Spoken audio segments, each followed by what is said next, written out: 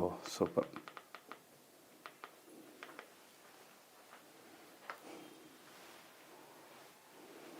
Done. Phone చేసేవి చేర్చాను.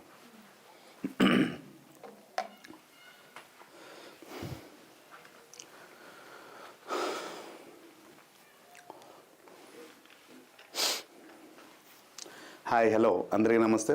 Welcome to my channel PR academy. AP endowment grade 3 Hindu philosophy and temple system paper 2లో previous year questions అనేవి మనం ఇది part 4గా చెప్పడం జరిగింది.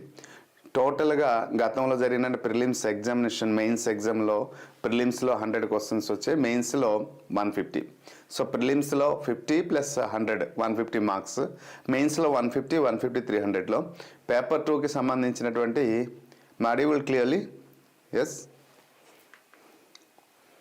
సో దాని గురించి మనం ఇప్పుడు ఈ సెషన్లో మనం 4th వీడియో అంటే క్వశ్చన్స్ కొన్ని ఒక 30 క్వశ్చన్స్ మనం ఎక్స్ప్లెయిన్ చేయడం జరుగుతుంది. తర్వాత ప్రిలిమ్స్ మెయిన్స్ మొత్తం అయిపోయిన తర్వాత ఒకరోజు మార్థన్ లాంగ్ మార్థన్ పెట్టి పేపర్ 2లో ప్రిలిమ్స్కి సంబంధించిన 100 క్వశ్చన్స్ ఏదైతే ఉందో ఒకే సెషన్లో 100 క్వశ్చన్స్ కంప్లీట్ చేయడానికి ప్రయత్నిస్తాను. ఎందుకంటే ఎగ్జామ్ దగ్గరికి వస్తుంది కాబట్టి సమయాన్ని యూటిలైజ్ చేసుకుందాం. రైట్. మరి ఈ సెషన్లో మనం తెలుసుకోవాల్సిన క్వశ్చన్స్ ఏంటంటే చూద్దాం. Previous year questions. Okay, so begin చేద్దామా? ఎస్. మీ అడేబుల్ క్లియర్లీ. మొబైల్ ఒకటి అమ్మ, ఆ మొబైల్ ఫోన్ షేర్ చేసి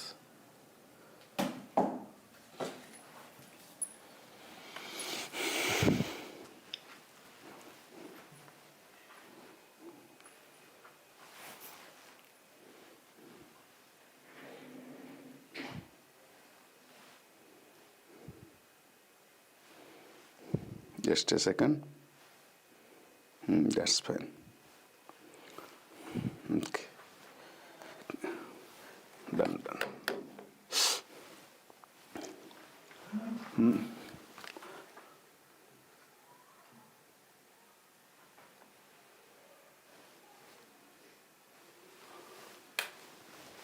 So right, see the first question.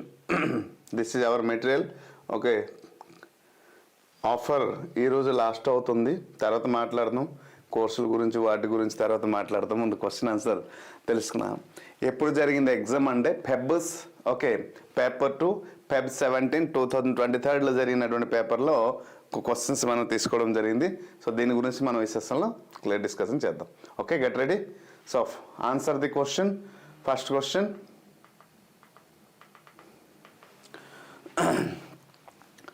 ఆరుగురు ప్రజాపతులలో బ్రహ్మదేవుని మానసపుత్రునిగా జన్మించిన ప్రజాపతి పులస్త్యుడు ప్రసిద్ధి చెందాడు. ఓకే, సో ఎవరు? 2వ వాడ, 3వ వాడ, 4వ వాడ, 5వ వాడ? ముఖ్యంగా చెప్పాలంటే ప్రజాపతులలో బ్రహ్మదేవుడికి మానసపుత్రులుగా ముఖ్యంగా 10 మంది ఉంటారు. సో 10 మందిలో అయితే దాంట్లో వారు ఏంటంటే దాంట్లో 6గురు ప్రజాపతి అనమాట. అందుకోసం ఇక్కడ 6 అనేసి ఇక్కడ పర్టికులర్గా మెన్షన్ చేయడం జరిగింది. So right.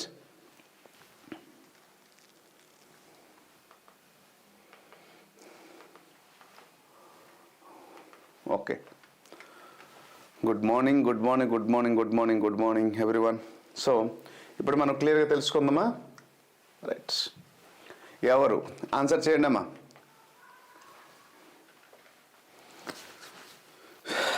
నేనే ఎక్స్ప్లెయిన్ చేస్తాను. చేస్తున్నారా? ఎస్, రాజా గారు రెడీగా ఉంటారు. Puneeth Kumar sir, good. Okay,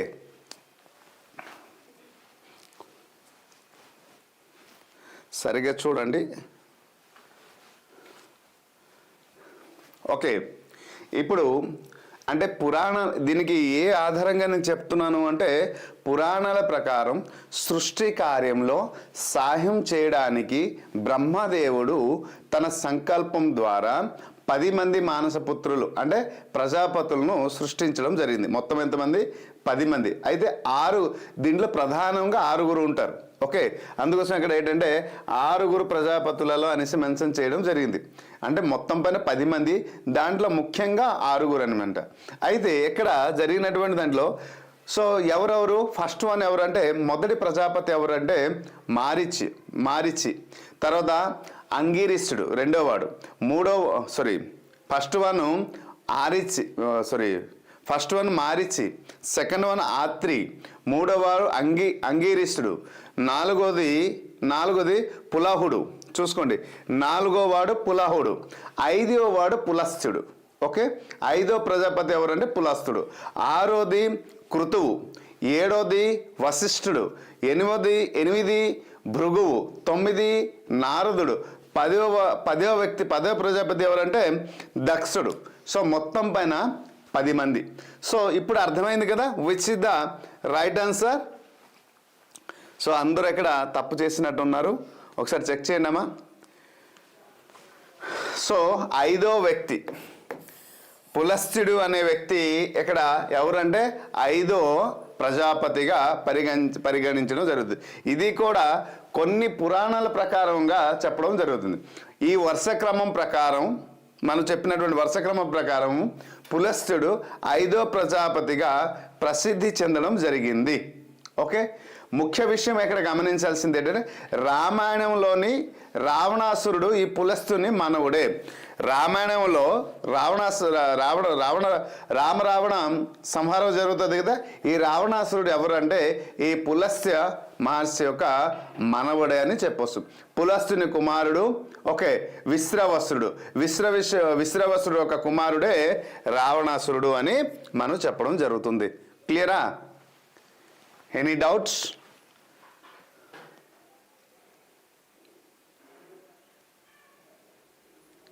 Yes, done. Okay, so hope you understand. మళ్ళీ ఒకసారి చెప్పాలి ఆర్డర్. క్లియరా? ఆర్డర్ ఇంకోసారి చెప్పనా? క్లియర్గా ఉందా?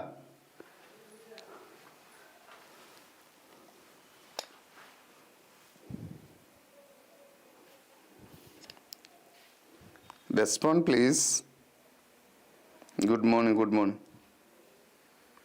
ఆర్డర్ ఇంకోసారి చెప్పనా? క్లియర్గా ఉందా?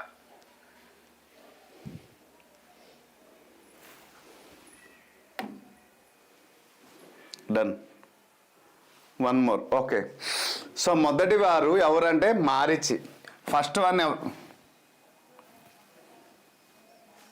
ఓకే, ఫస్ట్ వ్యక్తి ఎవరంటే మారిచి, గుర్తుపెట్టుకోండి అమ్మా, మారిచి. రెండో వ్యక్తి ఎవరు అంటే ఆత్రి. మూడో వ్యక్తి గుర్తుపెట్టుకోండి అంగీరిషుడు.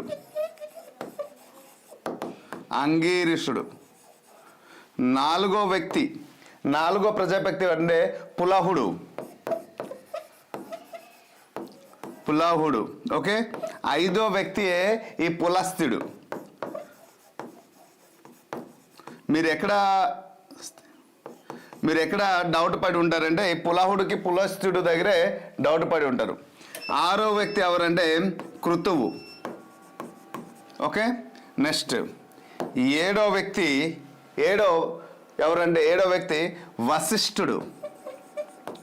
వశిష్ఠ అంటాము. ఓకే, 8వది భృగువు. ఓకే, 9వది నారదుడు.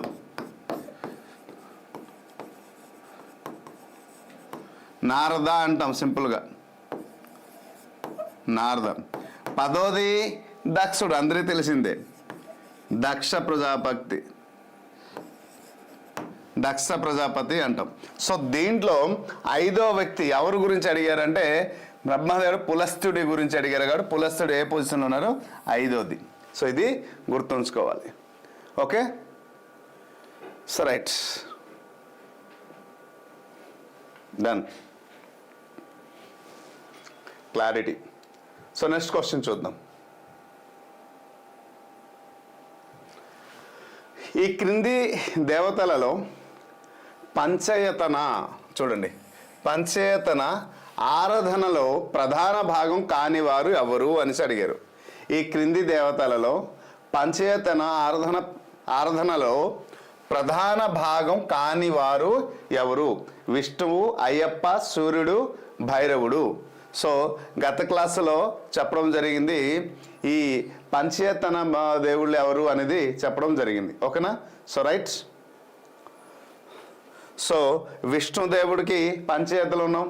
నెక్స్ట్ ఇక్కడ చూడండి భైరవుడు అనేసి అన్నారు. భైరవుడు అంటే ఇతను శివరూపమే, కానీ పంచేత ప్రధాన దైవంగా అక్కడ పరిగణించడం. అయితే భైరవుడిని శివుడుగా మనం గమనిస్తాం కాబట్టి ఇక్కడ మనం తీసుకోవాలి.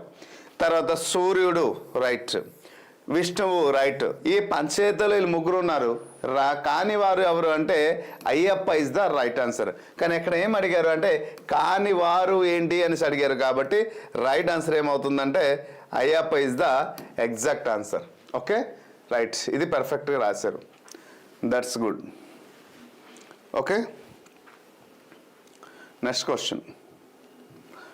ఈ క్రింది వాటిలో వేదాల్లోని భాగాలను సరైన క్రమంలో అమర్చే ఎంపికను గుర్తించండి.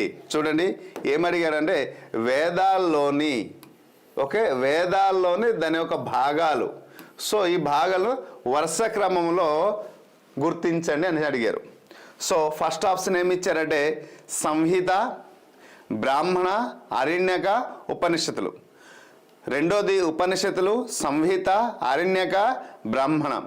ఉపనిషత్తులు, బ్రాహ్మణ, సంహిత, అరణ్యక. సంహిత, ఉపనిషత్తులు, బ్రాహ్మణ, అరణ్యక. ఇక్కడ గుర్తుంచుకోవడానికి చాలా ఈజీగా ఇక్కడ ఒక ఆర్డర్ ఉంటుంది. ఓకే సో రైట్ ఆన్సర్ ఏమవుతుంది? ఫస్ట్ వన్ ఎప్పుడైనా సంహిత వస్తుంది. సంహిత. ఓకే సెకండ్ వన్ ఏంటంటే సంహిత తర్వాత ఉపనిషత్తులు. ఏంటొస్తుందమ్మా? ఉపనిషత్తులు. ఎక్కడ ఉంది? సంహిత రైట్, రాంగ్.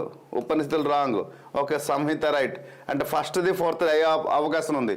సెకండ్ వన్ ఏంటనో ఉపనిషత్తులు. ఉపనిషత్తులు ఎక్కడ ఉన్నాయి? Right. So this is the Brahmana అనేసి చివరిలో బ్రాహ్మణ ఉపనిషత్తుల తర్వాత బ్రాహ్మణ వస్తుంది, తర్వాత Aranyaka. So right answer is the this is the right answer.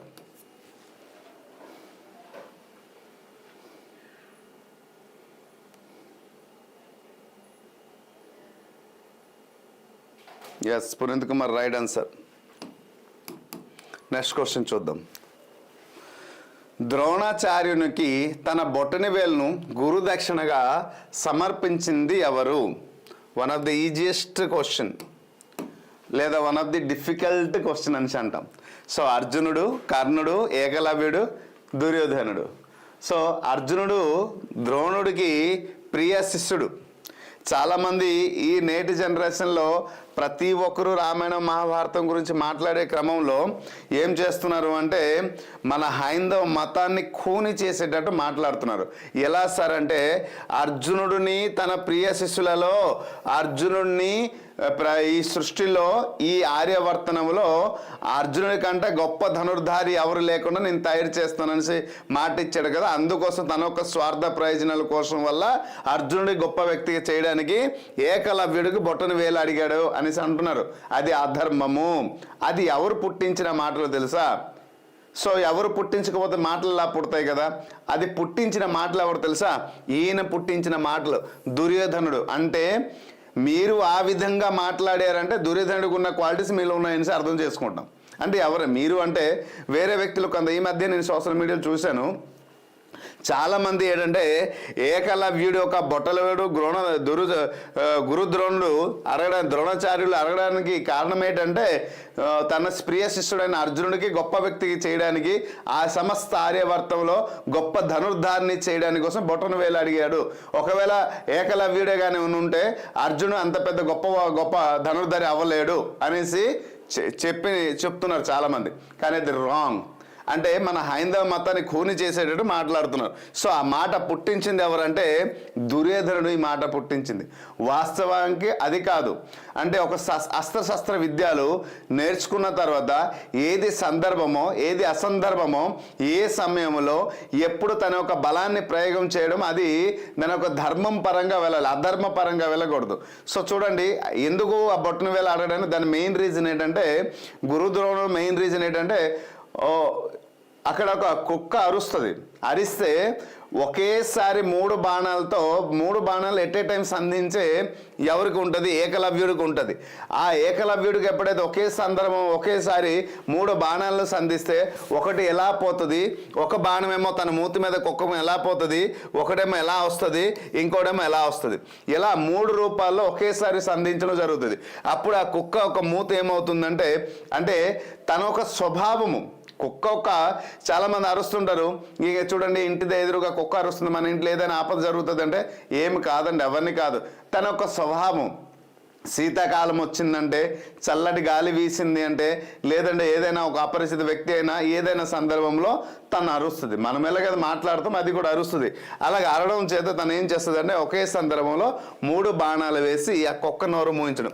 అప్పుడు గురుద్రోణుడు ఏమనుకున్నారంటే ఓకే తన ధర్మము అధర్మము మంచి చెడు ఈ వ్యక్తి తెలియదు కాబట్టి ఇటువంటి వ్యక్తిలో ఇంత గొప్ప ధనుర్విద్య ఉంటే అది ఎప్పటికైనా ఈ ఆర్యవర్తనకే ప్రమాదము. అంతే కదండి. మూర్ఖుడు చేతుల్లో రాయి ఉంటే మూర్ఖుడు చేతిలో కత్తి ఉంటే ప్రమాదమా కదా. గన్ను ఉంటే పిచ్చోడి చేతులు రాయి పెడితేంటి అది నువ్వు మంచోడివా చెడ్డోడిని ఆలోచిస్తాడా, కాదు కదా. సో అందుచేత గురుద్రోణుడు ఇది అసలైన శాస్త్రం అండి.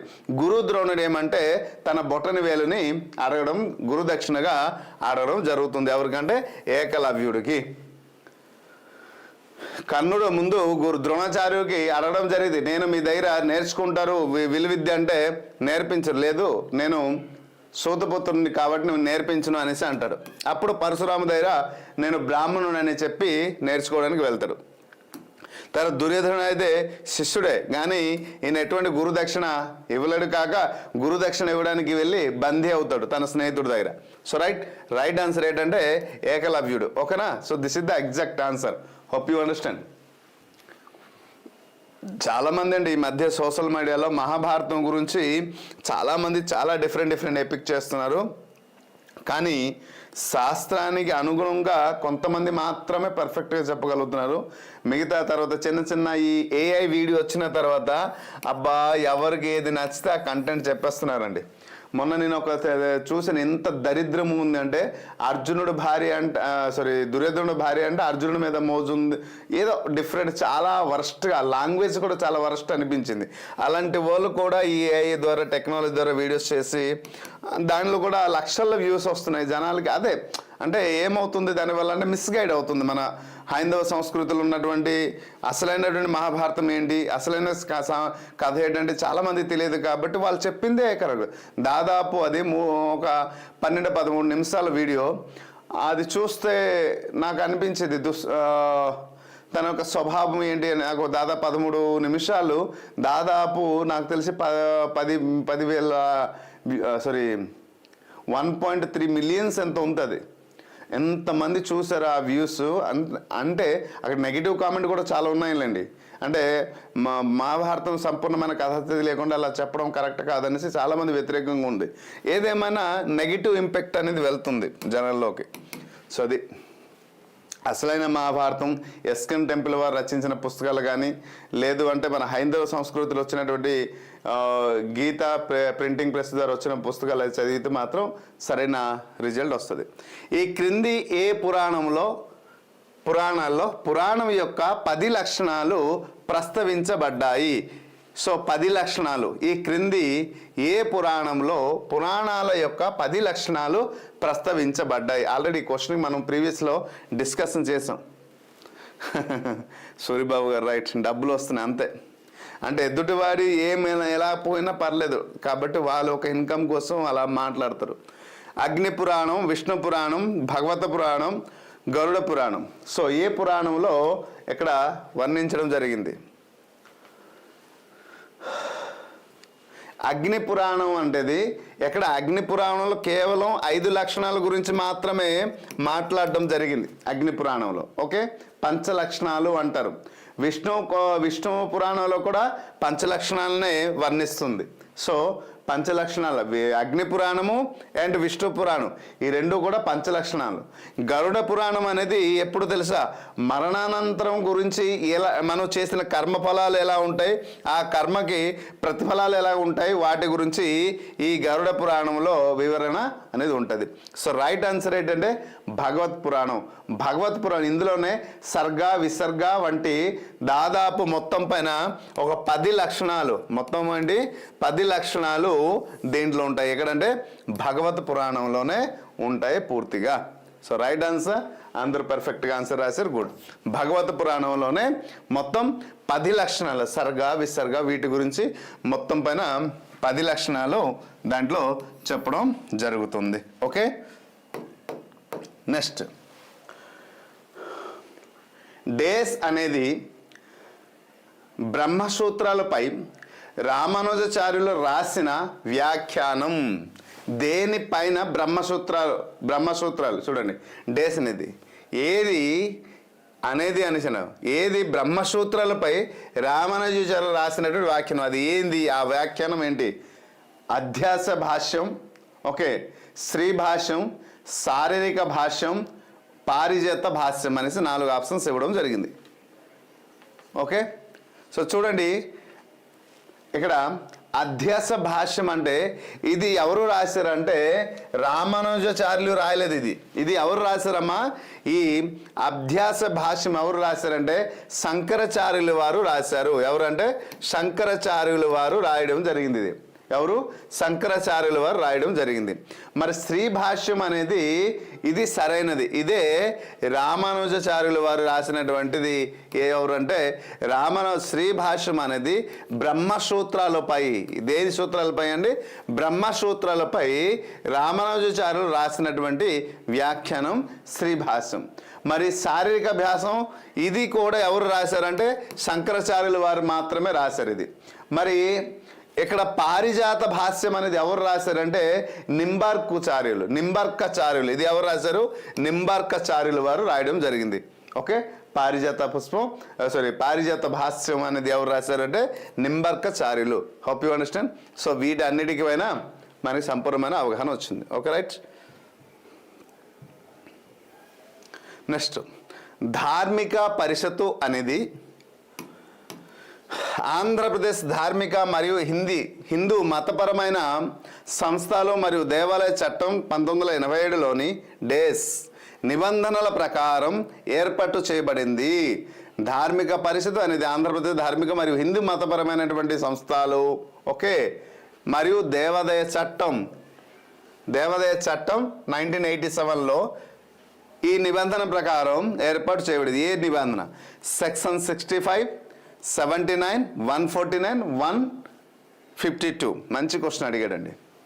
ఎలాంటి క్వశ్చన్ వస్తుంటే this is called the application oriented. ఎలాంటి క్వశ్చన్ వస్తేనే మన సబ్జెక్ట్ పైన అవగాహన వస్తుంది. సెక్షన్ ఇక్కడ 65 ఉంది చూసారా? ఈ సెక్షన్ 65 దేన్ని తెలియజేస్తుందంటే దేవాదాయ సంస్థల ఆస్తులు అమ్మకం, మార్పిడి లేదా తనఖకు సంబంధించినటువంటి నిబంధనను ఇది తెలియజేస్తుంది. దేనిదమ్మా? దేవాదాయ సంస్థలు ఏవైతే ఉన్నాయో దేవాదాయ సంస్థలు లేదా ధార్మిక పరిషత్ అనేసి అంటారు. వీటి యొక్క ఆస్తులు అమ్మడం అంటే గవర్నమెంట్కి రైట్స్ ఉంటుంది, అమ్మే హక్కు ఉంటుంది. మరి మార్పిడి అంటే అది అమ్మి ఆ వ్యవస్థకి ఆ గుడికి దానికి సంబంధించిన డెవలప్మెంట్ పర్పస్లో ఉపయోగించవచ్చు. సో అమ్మకం, మార్పిడి లేదా తనఖకు సంబంధించినటువంటి సెక్షన్ 8 తెలియజేస్తుందంటే 65. మరి సెక్షన్ 79 దేనికి తెలియజేస్తుందమ్మా? ఇది దేవాదాయ భూములను సాగు చేస్తున్నటువంటి కౌలుదారులు, ఎవరు? రైతులు ఎవరైతే ఉన్నారో కౌలుదారులు లేదా ఆక్రమణదారులు తొలగింపు ప్రక్రియ గురించి తెలియజేస్తుంది సెక్షన్ 79. దేవాదాయ భూములు సాగు చేస్తున్న కౌలుదారులు లేదా ఆక్రమణదారులు ఎవరైతే ఉంటారో ఆక్రమించేస్తారు, కొన్ని సంవత్సరాల నుంచి అలాగుంటాయి కదా, వాటికి దాన్ని తొలగింపు ప్రక్రియ గురించి సెక్షన్ 79 తెలియజేస్తుంది. మరి సెక్షన్ 149 దేని గురించి తెలియజేస్తుంది? ఎస్, ఇది హిందూ మత సంస్థల పరిధిలోని వచ్చే వివిధ రకాలమైన సేవా కార్యక్రమాలు మరియు వాటిలో ఉన్న ధార్మిక మండలి ఏదైతే ఉంటుందో ఆ మండలి యొక్క అధికారణ గురించి తెలియజేస్తుంది. ఇది సెక్షన్ 149. మరి సెక్షన్ 152 ఈ మూడు లేదన్నప్పుడు ఇది నాలుగోది రైటే కదా.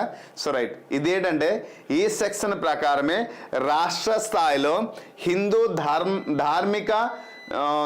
ధర్మ ప్రచారం మరియు సంస్థల పర్యవేక్షణ, దాన్ని ధార్మిక పరిషత్తు ఏర్పాటు చేయడం జరిగింది.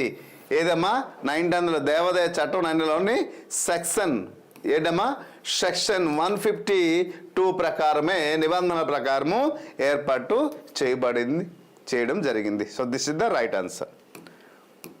నెక్స్ట్ క్వశ్చన్, ఈ క్రింది వాటిల్లో ఏ ప్రదేశంలో శుక మహర్షి భాగవత కథలను వివరించారు? కురుక్షేత్రం, ప్రయాగరాజ్, అలాగే నైమిషారణ్యం, హిమాలయాలు. సో ఈజీగా ఆన్సర్ చేయవచ్చమ్మా. కురుక్షేత్రం అంటే హాల్ టికెట్ ఎప్పుడు వస్తుంది సార్? హాల్ టికెట్ ఉపేంద్ర గారు మనకి ఎగ్జామ్ డేట్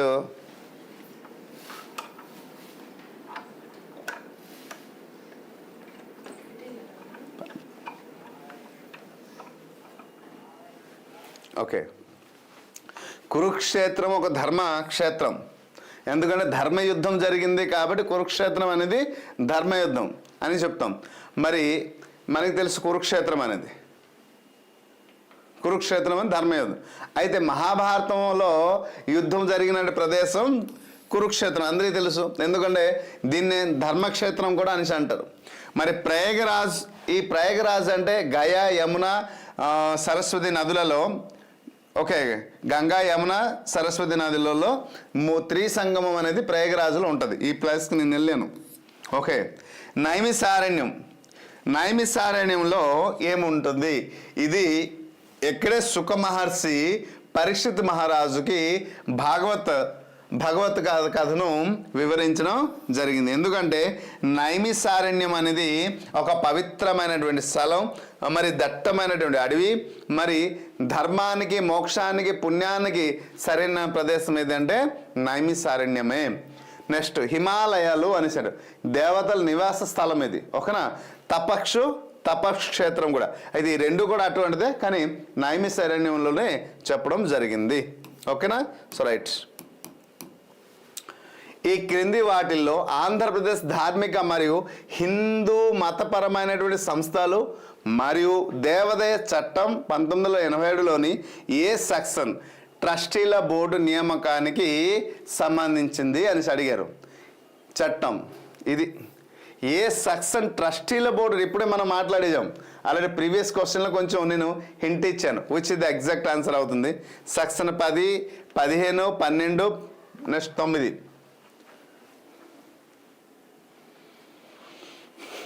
ఎస్, వీడియోని అందరూ కాస్త లైక్ చేయండి అమ్మా. రైట్ ఆన్సర్ ఏంటి అవుతుంది ఎక్కడమ్మా?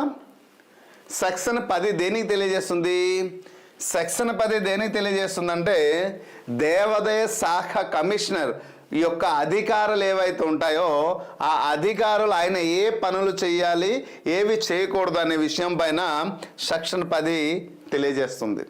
మరి సెక్షన్ 15 అనేది ఇది ట్రస్టీల బోర్డు ఏవైతే దేవాదాయ శాఖల్లో ఉంటాయో ప్రతి ఒక్క ఊరిలో ఎండోమెంట్కి సంబంధించిన టెంపుల్స్ ఏవైతే ఉంటాయో ప్రతి ఒక్క టెంపుల్లో ఈ ధర్మకర్తల మండలి అనేది నియామకం జరుగుతుంది. అది 2 years వరకు ఉంటారు. ఈ ట్రస్టీల బోర్డు ధర్మకర్తల మండలి నియామకం గురించి ఎక్కడ తెలియపరుస్తుంది. సెక్షన్ 12 ఏంటంటే డెప్యూటీ కమిషనర్ బాధ్యతల గురించి తెలియజేస్తుంది. ఎక్కడ డెప్యూటీ కమిషనర్ గురించి తెలియజేస్తుంది, ఎక్కడ దేవాదాయ శాఖ కమిషనర్ గురించి ఎక్కడ తెలియజేస్తుంది. మరి సెక్షన్ 9 అనేది సంస్థల వర్గీకరణ గురించి తెలియజేస్తుంది. ఏడమ్మా, సంస్థల ఒక వర్గీకరణలు ఏవైతే ఉన్నాయో వాటి గురించి తెలియజేస్తుంది. నాకు ఎలా అనిపిస్తుంది అంటే ఈ సెక్షన్స్ పైన ఒకరోజు మొత్తం ఒక 2-3 hours డైరెక్ట్ క్లాస్ పెట్టి చెప్పాలని ఉంది, కానీ క్లాస్ చెప్తామని లైవ్లో ఎవరు ఉంటారండి. అదేటో కానీ ఫర్ ఎగ్జాంపుల్ చూడండి, నిన్న మనం ప్రాథమిక అవగాహన చెప్పాం. సో అవగాహనలో చెప్పినంత ద బెస్ట్ కంటెంటే బిగినింగ్లో చెప్పినవన్నీ. సో ఎక్కడ కూడా అంత మంచి కంటెంట్ దొరకదు. ప్రాథమిక అంటే ఏం తెలియదు, ఎక్కడి నుంచి మొదలు పెట్టాలి, ఎలా చదవాలి. సో అంత మంచి కంటెంట్ ఇచ్చేటప్పుడు అందరూ వెళ్ళిపోతారు. ఒక మహా అయితే రెగ్యులర్గా ఎవరైతే ఫాలో అవుతున్నారో మన క్లాసు కోర్సు గురించి తెలిసిన ఒక 20 మంది 30 మంది ఉంటారు, మిగతా వాళ్ళందరూ వెళ్ళిపోతారు. అదే మళ్ళీ క్వశ్చన్ ఆన్సర్ స్టార్ట్ చేస్తే అందరూ వచ్చేస్తారు. సో అలా అనుకుని చెప్పడానికి ఇంట్రెస్ట్ రావట్లేదు. ఇప్పుడు ఎందుకు సార్ అలా డిసప్పాయింటెడ్ అవుతున్నారంటే చెప్పింది ఎవరి కోసం? మీకోసమే కదా. ఇప్పుడు దానికోసం అంటే సరే ఎవరు పట్టించుకోవద్దు, మీ పని మీరు చేయండి, చేస్తాం. ఇప్పుడు ఆ సక్సెస్ గురించి నేను పరితపించాలంటే కనీసం ఒక 40 నుంచి 50 గంటలు నేను కష్టపడాలి, హార్డ్ వర్క్ చేయాలి. ఎక్కడెక్కడ ఏటు ఉన్నాయి దాని గురించి డీటెయిల్ ఇన్ఫర్మేషన్ తీయాలి, మరి అది ఈజీగా గుర్తుండిపోయేలా మీకు చెప్పాలి, ఎగ్జామ్లో ఏ ప్యాటర్న్లో వస్తుందో చెప్పాలి.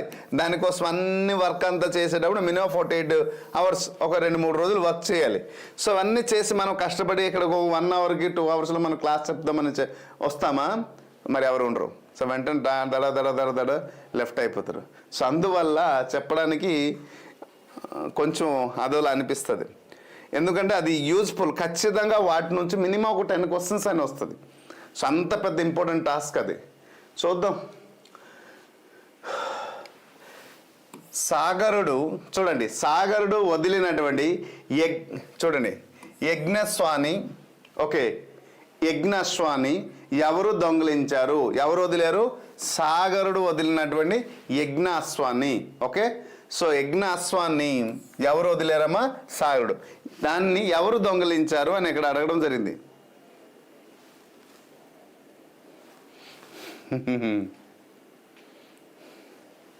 సో ఇంద్రుడు, విష్ణువు, రావణుడు, భగీరథుడు. ఇప్పుడు ఎగ్జామ్ రాస్తారు మీరు కదా, నేను కాదు కదా. ఎగ్జామ్ మీరు రాస్తారు. ఎగ్జామ్లో ఎక్కువ మార్క్ వస్తే ఎగ్జామ్లో చూడండి ఇక్కడ హార్డ్ వర్క్ మీరు ఎంత చెయ్యాలో నేను అంతకంటే ఎక్కువ చేయాలి. నాకు నచ్చిందేదో తెలిసిందేదో చెప్పడం కాదు. ద బెస్ట్ పిఆర్ అకాడమీ అంటే ఒక బ్రాండ్, ఒక గుడ్ విల్ ఉంది. సో ఆ గుడ్ విల్ని కాపాడడానికి ద బెస్ట్ కంటెంట్ ఇవ్వడానికి ప్రయత్నిస్తున్నాం. అందులో ఎగ్జామ్ రాసింది మీరు ఒక 2-3 మార్కులు కానీ మీకు ఎక్కువ వచ్చింది, మీకు జాబ్ వచ్చింది అనుకోండి, మంచి లైఫ్ దొరికింది ఎవరికి? మీకే కదా.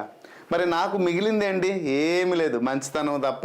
సరే మీరు క్లాస్ సూపర్గా చెప్తారు, బాగా హార్డ్ వర్క్ చేస్తారు, స్టూడెంట్కి ఏది అవసరం ఉందో అది తెచ్చిస్తారు సార్ అనే ఒక ఆలోచన, అంతే. మరి ఏంటి ఉండదు.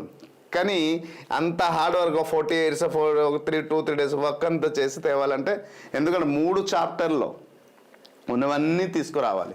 చూద్దాం. ఓకే, ఇక్కడ ఎవరు దొంగిలించారమ్మా? ఇంద్రుడు. సో ఎలాంటి పనులన్నీ ఇంద్రుడే చేస్తుంటాడని. మనకి ఒక ఋషివి కానీ అంటే తపస్సులో కూర్చుంటే దాన్ని భగ్నం చేయడము, ఆ తపస్సు భగ్నం చేయడము, లేకపోతే వాళ్ళు ఎప్పుడు గొప్పవారు అయిపోతారు, ఈయనకంటే ఎప్పుడు గొప్పవారు అయిపోతారు. కొంచెం మనకి దేవతల్లో ఎక్కువ ఈగో ఎవరికైనా ఉంటుంది అంటే అది ఇంద్రుడికి మాత్రమే. మీరు ఏ కథ విన్నా ఇంద్రుడు. అయితే ఆయన అహంకారం అంతా అణిచివేసింది ఎవరంటే ఆంజనేయ స్వామి. నిజంగా చాలామంది దేవతల్లో నేను గొప్పవాడిని అనే అహంకారం అంతా పోగొట్టడానికి చాలా సందర్భంలో అనేక విధాల్లో ఆంజనేయుడు కూడా తన గొప్పతనం అని చూపించారు. సో కానీ ఎందుకంటే అహంకారం లేనటువంటి ఒకే ఒక దైవం అది ఆంజనేయ స్వామి అనేసి అంటాం, హనుమంతుడు మాత్రమే. సో కాబట్టి ఎలాంటి పనులు చేస్తుందో ఇంద్రుడే, ఎక్కువ చేస్తుంటాడు ఇంద్రుడే. మీరు ఏ కథ విన్నా అశ్వాన్ని దొంగలించడం,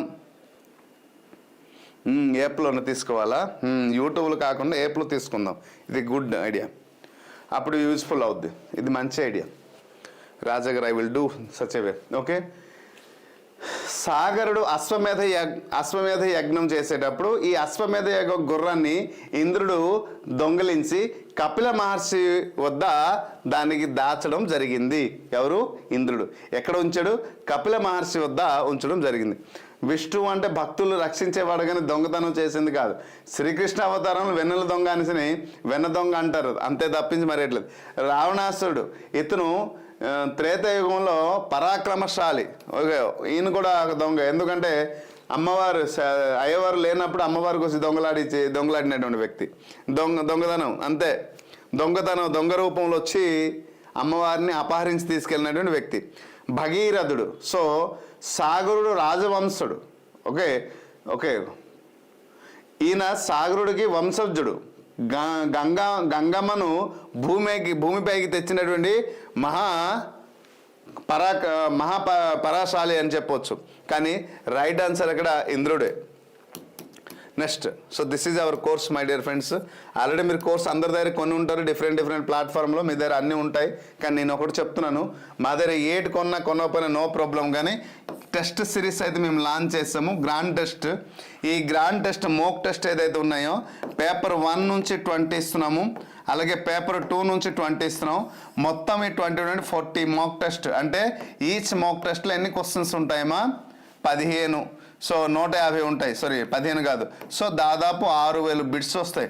గుర్తుపెట్టుకోండి, 6000 బిట్స్లో మ్యాక్సిమం కొన్ని బిట్స్ అయితే మీరు ఎగ్జామ్లో చూడవచ్చు, సేమ్ మోడల్ అయితే చూడవచ్చు. ఓకేనా? సో ఏది తీసుకోకపోయినా ఇది తీసుకోండి. ఓకేనా?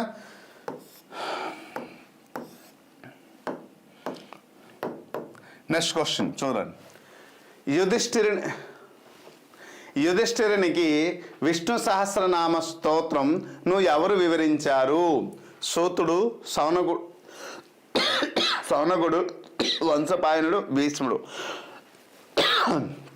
అందరూ చేస్తారు. ఇది answer, one of the best question and answer. ఇలాంటి క్వశ్చన్స్ కథలు మనకి దొరుకుతాయి, పర్వాలలో దొరికిపోతాయి. సూతుడు పురాణాల్లో నైమిసారణ్యంలో వివరించినటువంటి వ్యక్తి ఈయన సూతుడు. ఓకే, మరి సౌనకుడు. ఓకే, సౌనకుడు పురాణాలను.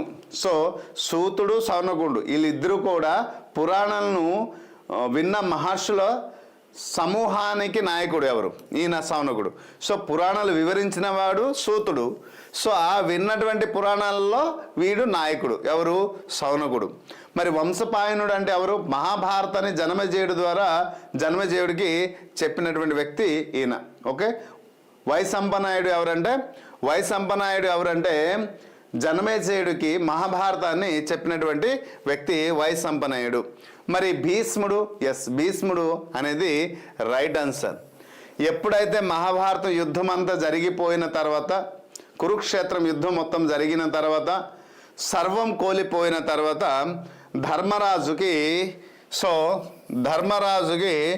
ధర్మము అధర్మం పైన విచక్షణ కొంచెం పోయి, ఎందుకు ఎంత పెద్ద ప్రమాదం జరిగింది, అసలు దేనికోసం అనేది ఆయన కొంచెం కన్ఫ్యూజన్లో, ఆందోళనలో గురి చెందుతారు.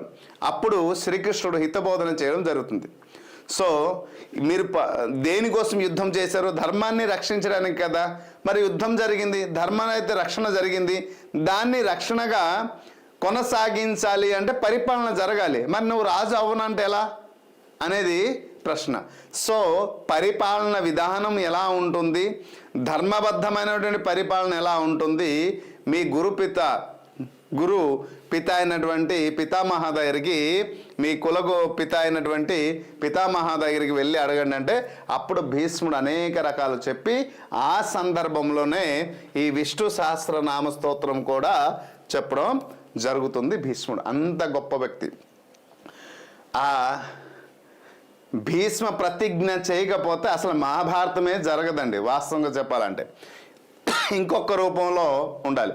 అయితే మహాభారతం జరగడానికి, మహాభారత కురుక్షేత్ర యుద్ధం జరగడానికి దాని వెనకాల ఉన్నటువంటి అనేక కథలు ఉన్నాయి.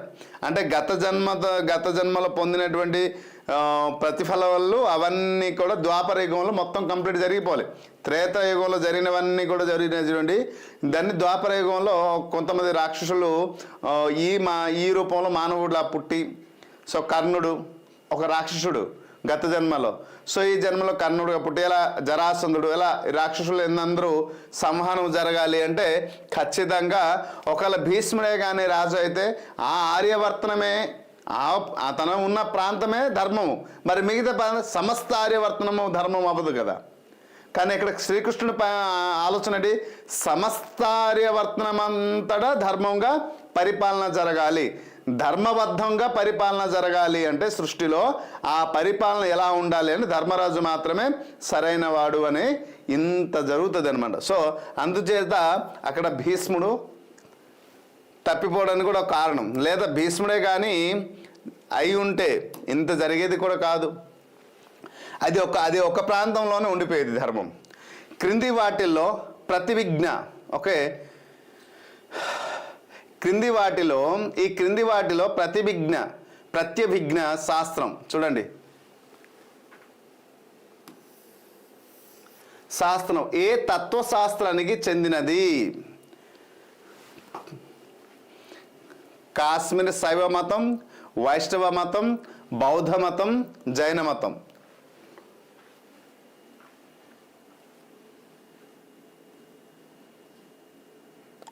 భీముడు, దుర్యోధనులు, శకుని, కాముడు, కురుక్ష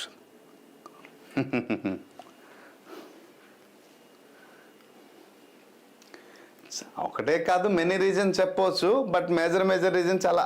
ఇప్పుడు ఏదైనా ఒక సరండి, మన జీవితంలో మనం జాబ్ కోసం ప్రిపేర్ అవుతున్నాము, సింపుల్గా చెప్తున్నాం. ఆ జాబ్లో మనకి తక్కువ మార్క్ వచ్చింది, పక్కవాడికి ఎక్కువ మార్క్ వచ్చి జాబ్ వచ్చేసింది అంటే ఇక్కడ ఫెయిల్కి ఎన్ని రీజన్ చెప్తామో ఇక్కడ సక్సెస్ కూడా అన్ని రీజనే చెప్తాడు. సో ఏ రీజన్ ఇక్కడ ఆదర్శం అవుతుందో అనేది మనం గమనించాలి అంతే. ఇప్పుడు ఫెయిల్ పొందినటువంటి వ్యక్తి చెప్పిన మాటలు ఆదర్శం కాదు ఎప్పుడు కూడా, కానీ సక్సెస్ అయిన వ్యక్తి చెప్పినవన్నీ కూడా మోరల్స్ అవుతాయి, అది గుర్తుంచుకోండి.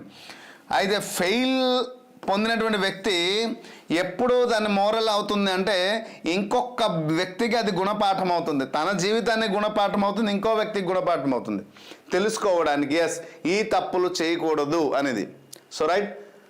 కానీ చాలా విచిత్రం అండి లైఫ్ అనేది. చూడండి, ఒక జాబ్ వచ్చిన తర్వాత ఆ వ్యక్తికి ఎంత గుర్తింపు, గౌరవం దొరుకుతుంది, ఆ జాబ్ లేని వ్యక్తికి ఎంత అంటే ఆ నరకయాతన అనుభవించిన వారికి మాత్రమే తెలుసు. So right answer what?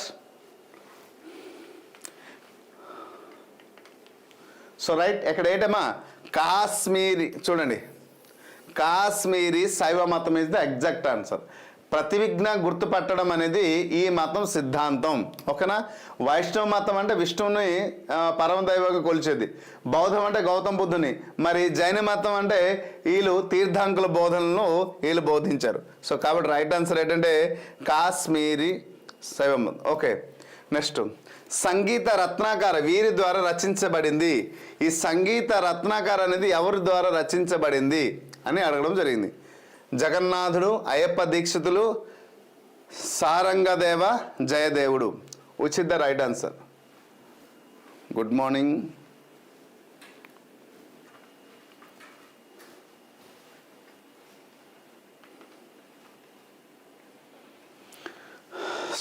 So జగన్నాథుడు ఎవరు? ఈయన రాసింది ఏంటంటే రసగంగాధర దాన్ని రాయడం జరిగింది. ఎవరు? జగన్నాథుడు. మరి అయ్యప్ప దీక్షితులు అంటే శివతత్వ వివేకము రాసినటువంటి వ్యక్తి. అయ్యప్ప దీక్షితులు ఏంటి రాశారంటే శివతత్వ వివేకం రాసినటువంటి వ్యక్తి. మరి Sarangadeva, so this is the right answer. ఈ సారంగదేవ గారే సంగీత గుర్తుపెట్టుకోండి. సారంగదేవ గారే సంగీత రత్నకర గ్రంథం అనేది రచించడం జరిగింది. మరి జగన్నాథుడు రాసిన గ్రంథం రసగంగాధరం. సో ఇక్కడ జగన్నాథం ఉంది కదా, జగన్నాథుడే గంగాధరగానే మనం పిలుస్తాం కదా, అలాగా రసగంగాధరం అనేది ఇలా గుర్తుంచుకోవాలి. అయ్యప్ప దీక్షితులు రాసింది శివతత్వ వివేక గ్రంథం రాసినటువంటి వ్యక్తి. మరి సారంగదేవ అంటే సంగీత రత్నకర. జయదేవుడు గీత గోవింద రాయడం జరిగింది. జయదేవుడు ఏంటి రాసాడమ్మా? గీత గోవిందం గ్రంథం అనేది రాసింది జయదేవుడు. సో రైట్ ఆన్సర్ ఎవరు? So this is the Sarangadeva is the right answer. Hope you understand. Right, next question. మహాభారతం యొక్క తొలి సంస్కరణ. మహాభారతం యొక్క తొలి సంస్కరణ ఏంటమ్మా? రైట్, సూర్యబాబు గారు రైట్ ఆన్సర్. మహాభారతం యొక్క తొలి సంస్కరణ అడగడం జరిగింది. ఇక్కడ జయ సంహిత, విజయ సంహిత, భారత సంహిత, అలాగే Mahakavya Samhita. So which is the exact answer? ఈ మహాకావ్యంలో మొత్తం పైన ఎన్ని ఉన్నాయి తెలుసా? 1,00,000 శ్లోకాలు పూర్తి రూపంలో ఉంటుంది మహాకావ్యంలో. అందుకోసం మహాకావ్యము అంటారు దీన్ని. 1,00,000 శ్లోకాలు. మరి భారత సంహిత దీంట్లో 24,000 శ్లోకాలు ఉన్నాయి. ఓకే, 24,000 శ్లోకాలు ఉన్నాయి భారత సంహిత. సో ఇది మహాభారతం ఒక ఇంట్రొడక్షన్లో మనం చెప్పినటువంటి టాపిక్. ఇది క్వశ్చన్ విజయ సంహిత. సో విజయ సంహిత అనేది ఇది సరైన పేరు అసలు కాదు, కాబట్టి ఎలా ఇచ్చారు కాబట్టి అన్ని. జయ సంహిత అయితే జయ విజయ అనేది మనం గుర్తుంచుకోవడానికి అంటే కన్ఫ్యూజ్ అవ్వడానికి ఇస్తారు. జయ సంహితనే మహాభారతంగా పేరు మారడం జరిగింది. తర్వాత దీనికి 1,00,000 మోడిఫై చేసి మహాభారతం అనేది చెప్పడం జరిగింది. తొలి సంస్కరణ ఏంటంటే జయ సంహితను మహాభారతంగా మార్చడం జరిగింది. ఓకే, భాగవత పురాణం ప్రకారం దితి యొక్క భర్త చూడండి.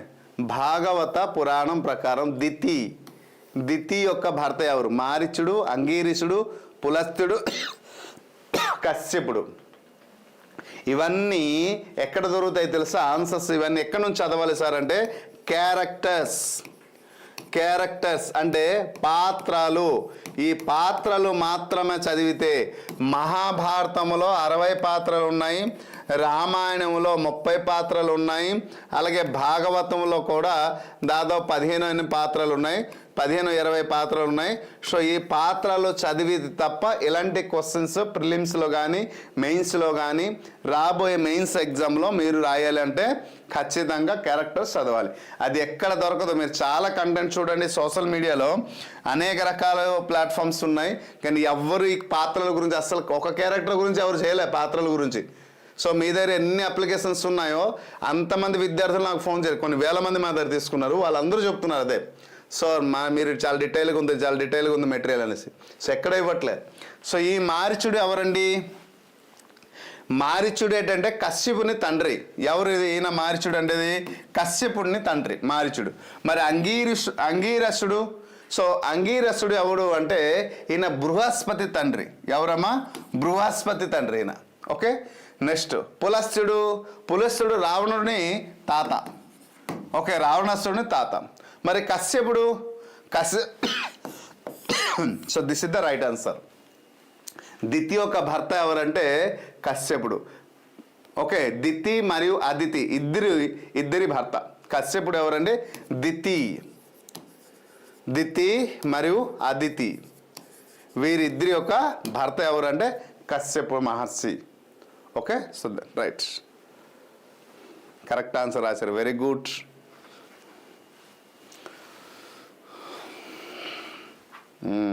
గుడ్. Next question.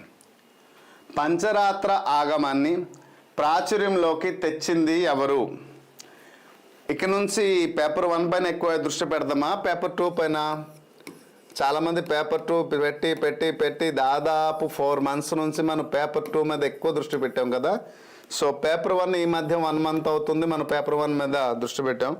1 month కదా, 2 months అవుతుంది. ఇక్కడ నుంచి ఎక్కువ పేపర్ 1 ప్రయారిటీ ఇవ్వనా?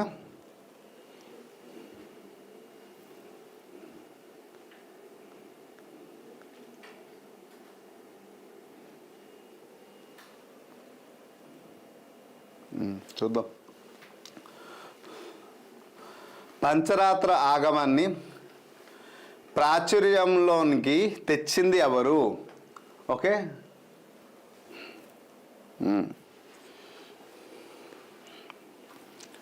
పేపర్ 1 అవునా? సరే, పేపర్ 2 పైన మంచి కమెంటింగ్ వచ్చింది పిఆర్ అకాడమీ వల్ల మొత్తం పైన. అంతేనా? తప్పు చెప్పానా? గొప్పగా చెప్పేసానా? ఫస్ట్ 1 నింబర్కాచార్యుడు. సో నింబర్కాచార్యుడు ఏంటంటే ద్వైత సిద్ధాంతాన్ని ప్రాచుర్యంలోకి తెచ్చినటువంటి వ్యక్తి. ఓకే, ఇక్కడ రామానుజాచార్యులు వారే పంచరాత్ర ఆగమలను దేవాలయంలో ప్రవేశపెట్టినటువంటి వ్యక్తి ఎవరంటే రామానుజాచార్యులు వారు మాత్రమే. Okay, so right. మూడవది మాధవాచార్యుడు. ఈయనేంటంటే ద్వైత సిద్ధాంతకర్త. ఎవరు? మాధవాచార్యుడు ఎవరంటే ద్వైత సిద్ధాంతకర్త. శంకరాచార్యులు అంటే అద్వైత సిద్ధాంతకర్త. అయిన అద్వైత సిద్ధాంతకర్త ఎవరంటే శంకరాచార్యులు. మాధవాచార్యుడు అంటే ద్వైత సిద్ధాంతం. ఓకే, ఇది రామానుజాచార్యులు మాత్రమే ఈ పంచరాత్ర ఆగమనల గురించి తెచ్చిన వ్యక్తి రామానుజాచార్యులు మాత్రమే.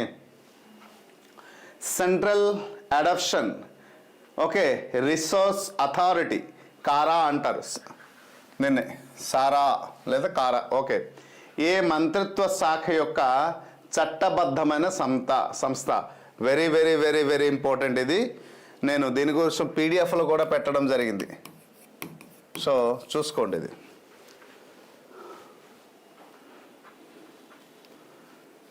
ఏపీఎస్ఏ ఇంగ్లీష్ బుక్ ఉన్నాయా సార్? Please reply. సుధాష్ణ. ఇంగ్లీష్ బుక్లో స్కూల్ అసిస్టెంట్ అయితే నేనే స్వయంగా నా హస్తాలతో రాసిన మెటీరియల్ అయితే ఉంది. సో దాదాపు 70-80% కంప్లీట్ అయిపోయింది.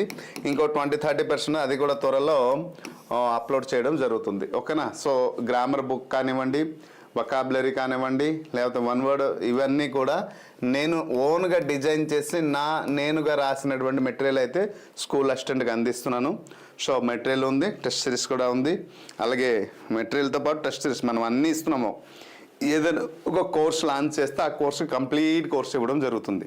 ఇంకా పెండింగ్ ఇంకొక దానికోసం మెటీరియల్ మన దగ్గర, టెస్ట్ సిరీస్ ఇంకో దగ్గర బుక్స్ అలా వేయట్లేదు, మొత్తం కంప్లీట్ కోర్స్ ఇవ్వడం జరుగుతుంది. ఓకేనా? సో లైవ్ అయిన తర్వాత క్లాస్ కాల్ చేయండి, ఒకసారి డీటెయిల్ చెప్తా. విద్యా మంత్రిత్వ శాఖ, వ్యవహారాల మంత్రిత్వ శాఖ, మానవ వనరుల అభివృద్ధి మంత్రిత్వ శాఖ, మహిళా మరియు శిశు అభివృద్ధి మంత్రిత్వ శాఖ. సో 4 ఇవ్వడం జరిగింది. ఇక్కడ ఈజీగా అర్థమైపోయి ఉంటుంది. విద్య అనేది మనకి తెలిసిందే. ఓకే, హోమ్ భద్రతకి, తర్వాత వ్యవహారాల మంత్రిత్వ శాఖ అనేది మినిస్ట్రీ ఆఫ్ హోమ్ అంటాం. మానవ వనరుల అభివృద్ధి, సో ప్రజెంట్ మానవ వనరుల అభివృద్ధి. ఓకేనా? నెక్స్ట్ మహిళ. సో రైట్ ఆన్సర్ ఇదే. ఏటమ్మా? రైట్ ఆన్సర్ ఇదే. దీంట్లోనే దత్తత శాఖ పరిధిలో వస్తుంది ఇది. ఎందుకంటే మహిళా మరియు శిశు అభివృద్ధి ఉంది కాబట్టి ఈ దత్తత అడాప్షన్ యాక్ట్ అనేది ఎక్కడే వస్తుంది. ఓకేనా? So right. నెక్స్ట్ వన్, లక్క ఇల్లు, లక్ష గృహంను ఎవరు నిర్మించారు? దుర్యోధనుడు, పురోచనుడు, దర్భిరికుడు, వాయునుడు. ఓకే, లక్క ఇల్లు నిర్మించాడు ఎవరు అంటే దుర్యోధనుడు అనేసి అందరం అనుకుంటాం. దుర్యోధనుడు దగ్గర ఉండి, అంటే దుర్యోధనుడు సలహా మేరకు ప్లాన్ ప్రకారము, ఈయనొక ప్రణాళిక ప్రకారము, ఎవరి యొక్క ప్రణాళిక?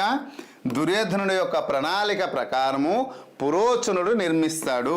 ఆ పురోచనుడికి పిలిచి లక్క గృహం అనేది స్వయంగా లక్క ఇంటిని నిర్మించినటువంటి శిల్పి పురోచనుడు. గొప్ప శిల్పి, అంటే ఎదుటి వారికి అస్సలు డౌట్ రానివ్వకుండా అంత అద్భుతంగా నిర్మించాడు. దుర్యోధనుడు ఒక కుట్ర ఏముందంటే, పంచు పాండవులు మరి కుంతి అమ్మ, అంటే తనకి కూడా తల్లితో సమానం కదా, అది కూడా ఆలోచించకుండా ఈ లక్క గృహంలో అందరూ పంచు పాండవులు ప్లస్ ఎక్కడ ఉన్నటువంటి అమ్మ, సో కుంతి అమ్మగారు, సో మొత్తం 6 దహనం అయిపోతారు.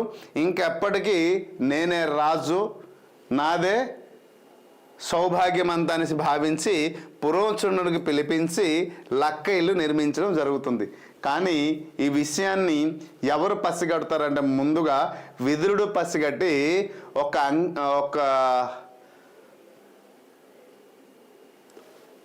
గోనె సంచి, గోనె అంకెం ఉంటాయి కదా, దాంట్లో కొన్ని ధాన్యం బస్తాలు పెట్టి ఎలుకలు పెట్టి పంపించడం జరుగుతుంది. అంటే అక్కడ దాన్ని బట్టి వాళ్ళు భూమిలోనికి, అంటే లక్క ఇల్లు ఎంత పెద్ద భయంకరమైనది అంటే మరి అక్కడ నుంచి తప్పించుకోవడానికి ఛాన్స్ ఉంటుంది. అందుకోసమే భూమిలోప సొరంగం త్రవ్వి వారు బయటపడడానికి అవకాశం ఉంటుంది.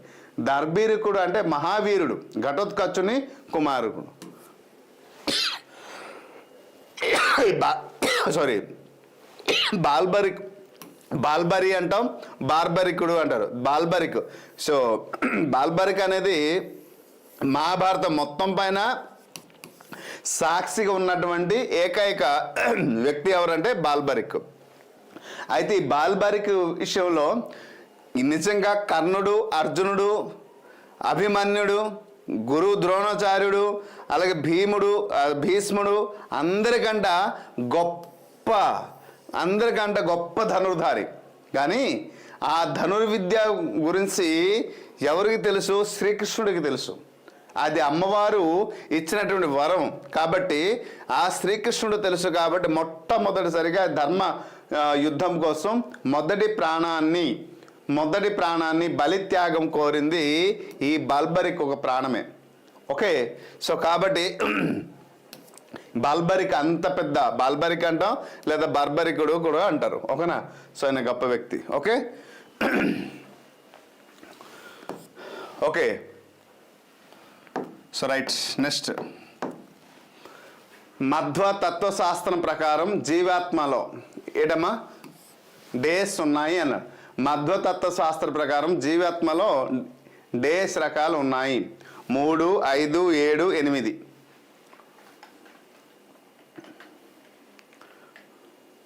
So right answer 3. జీవాత్మ అనేది మొత్తం ఎన్ని ఉన్నాయంటే, జీవాత్మలో ఎన్ని రకాలు ఉన్నాయంటే 3. ఓకే,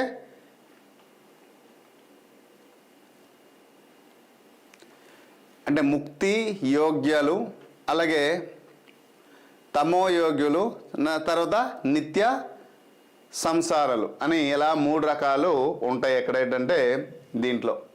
నెక్స్ట్, ఏ ప్రాచీన గ్రంథం 64 కళలను సవివరంగా వివరిస్తుంది? సామవేదం, మనుస్మృతి, అలాగే మనుస్మృతి, కామసూత్ర, అర్థశాస్త్రం. ఓకే ఓకే ఓకే ఓకే ప్రాచీన గ్రంథం 64 కళలు ఉన్నాయి. Right right so right answer ఏమవుతుందా? సామవేదం దేనికి తెలియజేస్తుంది అంటే సంగీతానికి తెలియజేస్తుంది. ఓకే, ఇది మనుస్మృతి అనేది దేనికి తెలియజేస్తుంది? ధర్మశాస్త్రం. దీన్ని ఏమంటామంటే ధర్మశాస్త్రం అని చెప్తాం. ధర్మశాస్త్రంగా దీన్ని పరిగణిస్తాం. ధర్మశాస్త్రంగా. ఓకే, ధర్మశాస్త్రంగా పరిగణిస్తాం. సో కామసూత్రం ఇది వాత్సాయనుడు ఇందులో 64 కళల గురించి వివరించారు.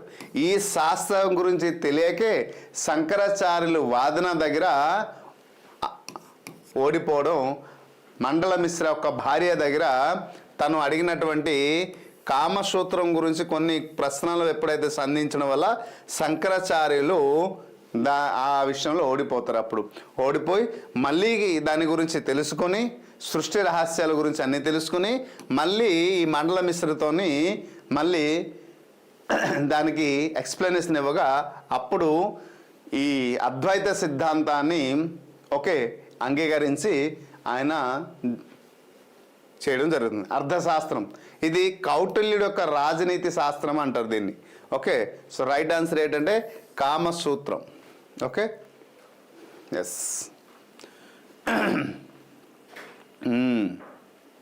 సో రైట్, నిన్న మొన్న క్వశ్చన్ వచ్చినట్టు ఉంది దాని గురించి కదా మనం చేసేటప్పుడు. నిన్నటి క్లాస్లోనే. Okay, so this is our course గురించి అందరికీ తెలుసు మై డియర్ ఫ్రెండ్స్. నెక్స్ట్, అర్జునుడి యొక్క శంఖం పేరేంటి? మొన్న చాలా సందర్భంలో అడిగాం కదా. ప్రిలిమ్స్లో మనకి ఎవరి గురించి అడిగారు అంటే నకులుడి యొక్క శంఖం పేరేని అడిగారు. మెయిన్స్లో అర్జునుడు శంఖం పేరేమిటి అని అడిగారు. పాంచజన్యం, ఒక సుఘోష, అనంత, దేవదత్త అని 4 ఇచ్చాడు. పాంచజన్యం అనేది ఎవరి యొక్క శంఖం పేరు అంటే శ్రీకృష్ణుడు యొక్క శంఖం పేరు పాంచజన్యం అనేది. మరి సుఘోష అనేది నకులుడికి సంబంధించింది. ఎవరికమ్మా? సుఘోష అనేది నకులుడికి సంబంధించింది. అనంత అంటే ధర్మరాజు యొక్క శంఖం పేరు అనంత అనేది. మరి దేవదత్త అనేది సరైనది. అర్జునుడి యుద్ధంలో ఉపయోగించినటువంటి శంఖం ఏ శంఖం అంటే దేవదత్త. ఓకే, అందరూ తప్పు రాశారు, కొంతమంది తప్పు రాశారు. శ్రీకృష్ణుడిది పాంచజన్యం శ్రీకృష్ణుడిది. చూసారా, చిన్న చిన్న క్వశ్చన్లు. అందుకోసమే ఇవన్నీ ఎక్కడ దొరుకుతాయి సార్ అంటే పాత్రలు చదివితే తప్ప ఇంకెక్కడ దొరకదండి. ఇక్కడ ఫర్ ఎగ్జాంపుల్ మీరు మహాభారతంలో పర్వాల గురించి అయితే పర్వాల్లో ఎక్కడ దొరకదు. మీరు ఏ మెటీరియల్ చూడండి, మేము అందించే మెటీరియల్ చూడండి, వేరే వాళ్ళది మెటీరియల్ చూడండి, మంది ఎంత డీటెయిల్గా డెప్త్గా ఉంటుంది మీకు తెలుస్తుంది. చాలా డెప్త్ ఓపిక ఉండాలి తప్ప ఒక్క బిట్ మిస్ అవ్వదు. మత ధార్మికత అంటే ఏమిటి? ఓకే, హిందూ పండుగలతో అనుబంధించబడినటువంటి ప్రజా స్వచ్ఛంద అర్పణలు అని అడగడం జరిగింది. అన్ని పండుగలతో అనుబంధించబడిన ప్రజా స్వచ్ఛంద అర్పణలు. ఓకే, అన్ని పండుగలతో. ఓహో, ఓకే, ఇక్కడ అన్నీ ఇచ్చాడు, రైట్. నెక్స్ట్, నగదు లేదా వస్తు రూపంలో ఆస్తి మరియు మతపరమైన అర్పణలు. మఠాధిపతి మొహంత్ లేదా ధర్మకర్త అని పిలువబడే వ్యక్తి. సో రైట్ ఆన్సర్ ఏంటమ్మా?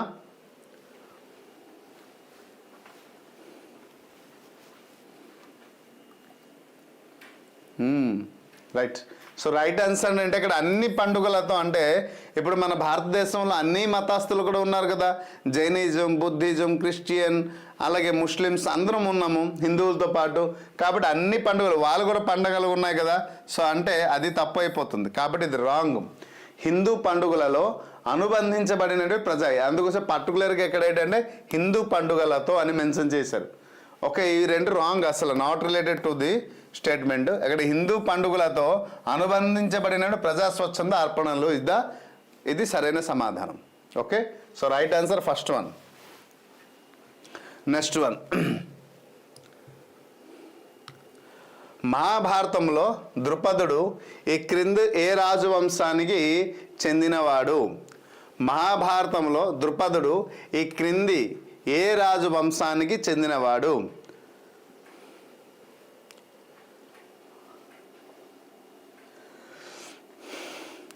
చూడండి, నేను అంటే ప్రతి సందర్భంలో హౌ టు ప్రిపేర్ అని చెప్తుంటాను కదా. మనం చదవాల్సింది 18 పర్వాలు మాత్రమే కాదు.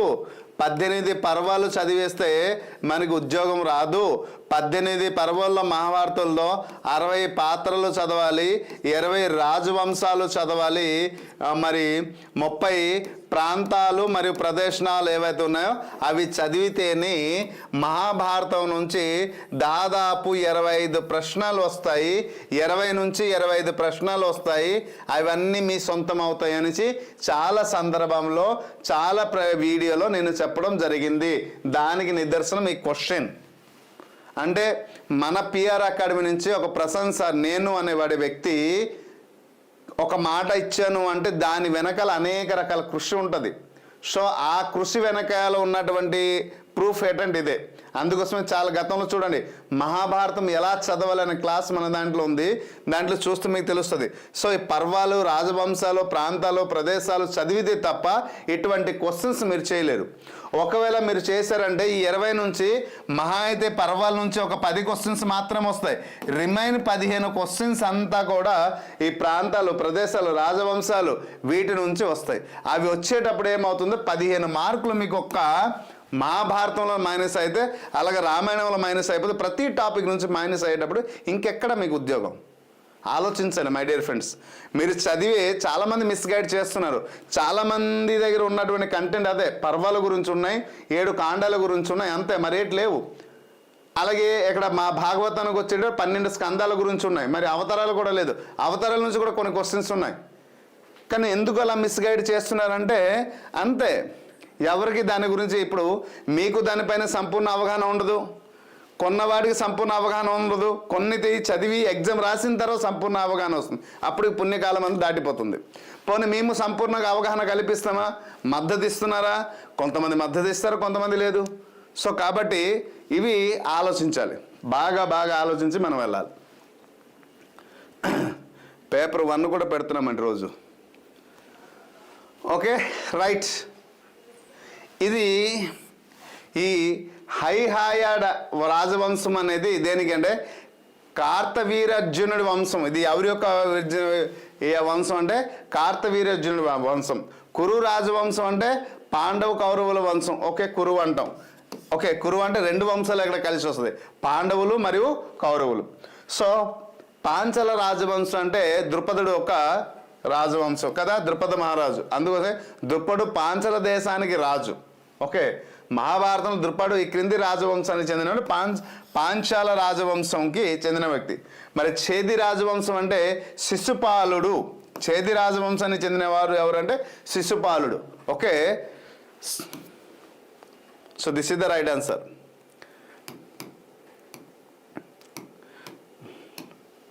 ఆంధ్రప్రదేశ్ ధార్మిక పరిషత్ చైర్మన్ అప్పట్లో ఎవరు ఉండేవారు అంటే ఆంధ్రప్రదేశ్ ధార్మిక పరిషత్ చైర్మన్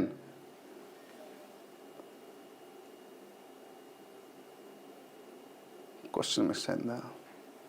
ఓకే పదవి విరమణ చేసిన ప్రభుత్వ ఉన్నతాధికారి, కార్యనిర్వాహక అధికారి, దేవాదాయ శాఖ కమిషనర్, దేవాదాయ శాఖ మంత్రి.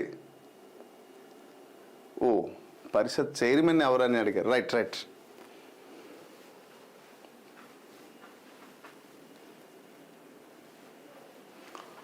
సో ఇంకా 4 క్వశ్చన్స్ ఉన్నాయి, అయిపోతుంది సెషన్. ఈ చైర్మన్ ఆంధ్రప్రదేశ్ ధార్మిక పరిషత్ చైర్మన్ ఎవరంటే చైర్మన్గా ఎవరు ఉంటారు? పదవి విరమణ చేసిన ప్రభుత్వం ఉన్నత అధికారి కాదు. ఎందుకంటే చాలామంది రిటైర్ అవుతుంటారు కాబట్టి వారికి ఆ పొజిషన్ ఇస్తారంటే లేదు, అలాగే ఇవ్వడానికి రూల్ లేదు. కార్యనిర్వాహక అధికారి ఎగ్జిక్యూటివ్ ఆఫీసర్ ఈఓ, ఒక టెంపుల్కి మాత్రం ఈఓ, ఇందరే సర్వ హక్కులు ఉండవు. దేవాదాయ శాఖ కమిషనర్ ఎస్ ఎక్కడ ఉంది. తర్వాత దేవాదాయ శాఖ మంత్రి, ఈ రెండిట్లో ఏదో ఒకటి ఆ రైట్ ఆన్సర్ అవ్వాలి. అయితే ఇక్కడ గమనించాల్సింది ఏంటంటే కేవలం ఈయన సభ్యుడు మాత్రమే. రిటైర్డ్ అధికారి, రిటైర్డ్ పర్సన్కి ఇక్కడ మనం సభ్యుడికి చేర్పించవచ్చు, కానీ చైర్మన్ పదవి అయితే ఇవ్వరు. ఈయన ఈఓ అంటే కార్యనిర్వహణ అధికారి ఈయన అంతే. ఏదే ఇక్కడ దాంట్లో ఈ కమిషనర్, దేవాదాయ శాఖ కమిషనర్ ఏంటంటే సెక్రటరీగా ఉంటారు కానీ ఈయనకి చైర్మన్ పదవి ఇవ్వరు. సో చైర్మన్ పదవి ఎవరంటే దేవాదాయ శాఖ మంత్రి. ఇప్పుడు ఎవరండి ప్రెసిడెంట్ అయితే ఆనం నారాయణ రెడ్డి, అంతేనా? సో ఈయన దేవాదాయ శాఖకి సంబంధించిన వ్యక్తి. So right. Next question. Ghoomar అనే జానపద నృత్యం ఈ క్రింది రాష్ట్రానికి చెందినది. ఘుమర్ అనే జానపద నృత్యం ఫోక్ డ్యాన్స్. సో మనకి డ్యాన్స్ నుంచి ఫోక్ డ్యాన్స్ కూడా వస్తుంది, అది మేడం గారు చెప్తారు. ఓకేనా? సో గుజరాత్, రాజస్థాన్, పంజాబ్, మధ్యప్రదేశ్ 4 ఇవ్వడం జరిగింది. గుజరాత్, రాజస్థాన్, పంజాబ్, మధ్యప్రదేశ్. సో గుజరాత్లో గుర్బా. సో గుర్బా అనే నృత్యం ప్రసిద్ధి. ఓకే. సో రాజస్థాన్లో ఏది ప్రసిద్ధి అంటే ఘుమార్. ఓకే ఈ డ్యాన్స్ ఘుమార్కి జానపద నృత్యం అక్కడికి ఫేమస్. పంజాబ్లో భంగ్రా. ఓకే భంగ్రాకి చెందినటువంటి folk dance famous. Madhya Pradesh Matki చాలా ఈజీ గుర్తుంచుకోవచ్చు. మధ్యప్రదేశ్ మట్కి, గుజరాత్ గర్బా అంటే ఘుమర్ అనేది రాజస్థాన్, రాజస్థాన్ కదా. అలాగే పంజాబ్ అయితే Bhangra. So this is the Bhangra, Punjab కదా చివరక్షరం, పంజాబ్ భంగ్రీగా ఎలా గుర్తుంచుకోవచ్చు. సో రైట్ ఆన్సర్ ఏంటమ్మా? Rajasthan is the exact answer. Okay Ghoomar. Gujarat Garba, okay Rajasthan Ghoomar. Okay next Ghoomar. Punjab ఏంటన్నాం? భంగ్రా. అలాగే మధ్యప్రదేశ్ ఏంటన్నాం? మట్కి. కాబట్టి so right answer Rajasthan. Folk dance గురించి కూడా అడుగుతున్నాడు. నిరుక్త అనే వేద నిఘంటువును ఎవరు రచించారు? వేదవ్యాసుడు, పాణిని, పతంజలి, యస్కుడు. సో ఎవరమ్మా? వేదవ్యాసుడు అనేది వేదాలని విభజించాడు. పాణిని అనేది వ్యాకరణకర్త అంటారు దీన్ని. పాణిని వ్యాకరణకర్త. పతాంజలి అంటే యోగ సూత్రకర్త. యోగాలు ఎన్ని రకాలు ఉన్నాయి, వాటి సూత్రాలు ఏంటి అనేది ఈయన చెందిన వ్యక్తి. పతాంజలి అనేది యోగ సూత్రకర్త. మరి రైట్ ఆన్సర్ ఏంటమ్మా? యస్కుడు is the exact answer. Okay. Nirukta అంటే పదాల ప్రత్యుత్పత్తి చెప్పే నిరుక్త గ్రంథ. సో పదాలు ఎలా పుట్టుకొస్తాయి అనేది చెప్పినటువంటి గ్రంథకర్త ఎవరంటే యస్కుడు. Okay, right answer. నెక్స్ట్, ఈ క్రింది ఏ సంవత్సరంలో హిందూ దత్తత మరియు నిర్వహణ చట్టం ఆమోదించబడింది? So right, 1955, 56, 65, 71.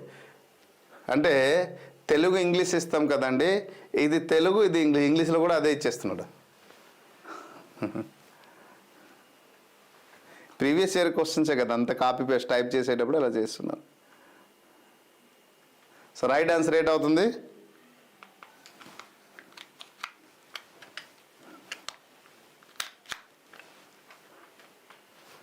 యాభై 56. అందరూ పర్ఫెక్ట్ రాస్తారు, దీని గురించి ఎక్కువ మాట్లాడదు. ఇది దేని గురించి తెలియజేస్తుంది?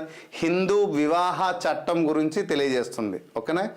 రెండోది హిందూ దత్తత మరియు నిర్వహణ చట్టం గురించి ఇది తెలియస్తుంది. These are the not related, అసలు సంబంధమే లేదు. ఓకే.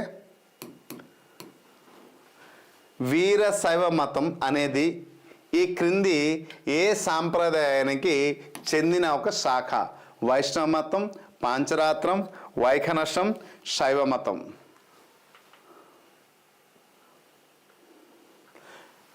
వైష్ణవం అనేది విష్ణు గురించి తెలియజేస్తుంది. పాంచరాత్రం అనేది విష్ణు గురించే, వైష్ణవమే.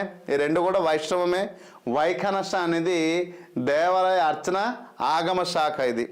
కాబట్టి శైవ మతం అనేది రైట్ ఆన్సర్. వీరశైవం పేరు క్వశ్చన్లోనే ఆన్సర్ ఉంది. ఓకే. వీరశైవం అనేది శివభక్తులు ఒక తీవ్రమైన శాఖ అని చెప్పొచ్చు. క్వశ్చన్లోనే ఆన్సర్ ఉంది. ఎగ్జామ్లో కూడా ఎలా ఫైండ్ అవుట్ చేయవచ్చు. నెక్స్ట్ క్వశ్చన్, ప్రసిద్ధి ఛాయ సోమేశ్వర స్వామి ఆలయం ఎక్కడ ఉంది? ఓకేనా. కేరళ, తెలంగాణ, కర్ణాటక, తమిళనాడు. సోమేశ్వర ఆలయం అంటే ఇది ఎక్కడి నుంచి? హిందూ పండుగలు మరియు ఆలయాలు ఉన్నాయి కదా, సో వాటిలో అవి దొరుకుతాయి. Kerala, Telangana, Karnataka, Tamil Nadu. So right answer. కేరళలో పద్మనాభ స్వామి ఆలయం ఉంది.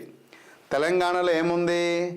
నల్గొండ జిల్లాలో ఈ ప్రసిద్ధి ఛాయ సోమేశ్వర స్వామి అయితే ఎక్కడ ఉంది?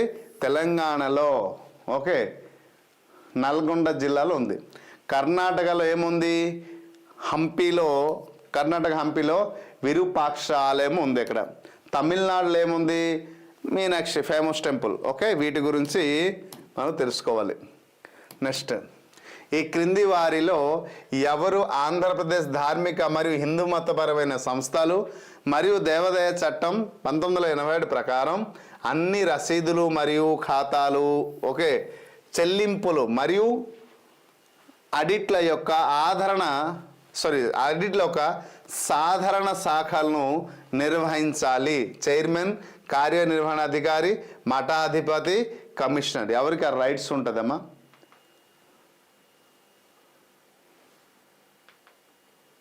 ఎవరికి రైట్ ఉంటుంది? చూస్.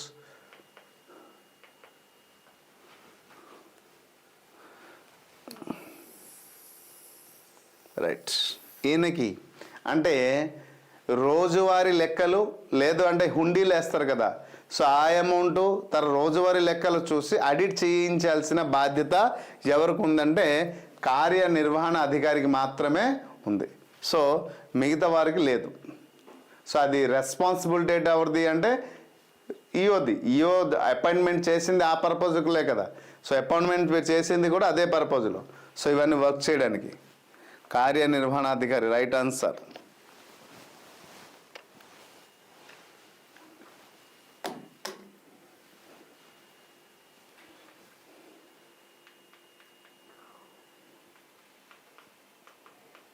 Okay, so right, good.